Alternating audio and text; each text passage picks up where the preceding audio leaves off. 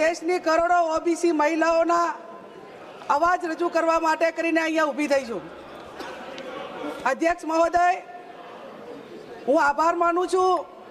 કોંગ્રેસની સરકારનો, આભાર માનું છું રાજીવ ગાંધીનો કે એમણે પંચાયતી રાજમાં 33% મહિલા અનામત આપીને મારા જેવા ગરીબ સમાજમાંથી આવીને અહીંયા પંચાયતથી પાર્લામેન્ટ સુધી જાહેર જીવનમાં ચૂંટણીમાં લડવા માટેનો મોકો આપ્યો અને લોકોનું કામ કરવા માટેની તક આપી। અધ્યક્ષ મહોદય, આજે ઓબીસી મહિલા તરીકે દેશના પ્રધાનમંત્રી પાસે અને હમણાં મારી સાથી મહિલા સંસદ સભ્યો ભારતીય જનતા પાર્ટીના મહિલા સાંસદો વાત કરતા હતા કે કોંગ્રેસની મહિલા સાંસદો આ બિલને ટેકો આપે, તો આપના માધ્યમથી હું ચાલુ સરકારમાં જે મહિલા ઓબીસી મહિલાઓ છે એમને વિનંતી કરું છું કે પંચાયતી રાજમાં એસસી એસટી ઓબીસી મહિલાઓને કોંગ્રેસની સરકારે એને આરક્ષણ આપ્યું અને એટલા માટે કરીને મોટા ભાગની મહિલાઓ આજે 78 મહિલા સાંસદ સભ્યો છે આ સંસદમાં, એમાં એસસી હશે, એસટી હશે, ઓબીસી હશે, એ આરક્ષણનો લાભ લઈને પંચાયતથી પાર્લામેન્ટ સુધી અહીંયા પહોંચવા માટેનો મોકો આપ્યો છે। ત્યારે હું આપના માધ્યમથી સરકારને વિનંતી કરું છું અને ખાસ કરીને ભારતીય જનતા પાર્ટી એ જ્યારે 2023માં સર્વસંમતિથી લોકસભા અને વિધાનસભામાં મહિલાઓને આરક્ષણ માટેનું બિલ પસાર કરવામાં આવ્યું, તો 2024માં આ બિલ લાગુ પાડવામાં કેમ ના આવ્યું? તેના પછી અનેક વખત સત્ર બોલાવવામાં આવ્યા, પણ એ સત્રમાં પણ આ બિલની કોઈ ચર્ચા કરવામાં ના આવી। હું આપના માધ્યમથી સરકારને વિનંતી કરું છું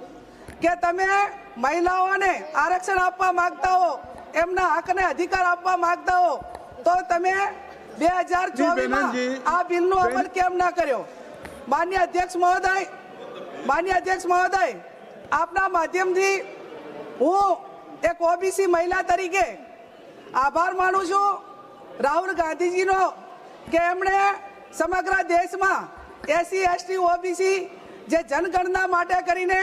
એમણે સમગ્ર દેશના લોકોને વાત કરી અને જ્યાં પણ કેન્દ્ર રાજ્ય સરકાર એ કોંગ્રેસની છે ત્યાં જનગણના કરવા માટે કરીને એમને આદેશ આપ્યો। હું આભાર માનું તેલંગાણાની કોંગ્રેસ સરકારનો કે એમને જનગણના કરી અને ઓબીસીને 49% ઓબીસી રાજ્યની અંદર છે એને હક આપવા માટેની વાત એ રેવંત રેડ્ડીની સરકારે, કોંગ્રેસની સરકારે કર્યો। માન્ય અધ્યક્ષ મહોદય, હું આપના માધ્યમથી સરકારને કહેવા માંગુ છું કે દેશમાં 50% એ ઓબીસી એની વસ્તી છે, 50% ઓબીસી વસ્તી હોવા છતાં રાજ્યની અંદર ઓબીસી સમાજને નથી બજેટ મળતું અને ઓબીસી સમાજની મહિલાઓને આજે આ 33% બિલની અંદર પણ ક્યાંય બિલની અંદર ઉલ્લેખ એ ઓબીસી મહિલાઓને અનામત આપવા માટેનો કરવામાં આવેલું નથી। ત્યારે માન્ય અધ્યક્ષ મહોદય, આપના માધ્યમથી સરકારને હું વિનંતી કરું છું કે તમે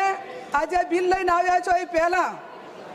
જે તે રાજ્યની અંદર વસ્તી ગણતરી થવી જોઈએ, એનું સીમાંકન નક્કી થવું જોઈએ અને સીમાંકન નક્કી થયા પછી જેની જેટલી વસ્તી છે એના પ્રમાણમાં એને અનામત આપવી જોઈએ। હું દેશના પ્રધાનમંત્રીને એક ગુજરાતી મહિલા તરીકે, એક ઓબીસી મહિલા તરીકે વિનંતી કરું છું કે તમે વારંવાર અનેક સભાઓમાં ભાષણ કર્યા છે કે હું ઓબીસી વડાપ્રધાન છું અને ઓબીસી વડાપ્રધાન જ્યારે તમે એની ઓળખ આપો છો ત્યારે આ દેશની ઓબીસી મહિલાઓને આરક્ષણમાં 33% જે બિલ આવે છે એની અંદર ઓબીસી મહિલાઓનો સમાવેશ કરવામાં આવે।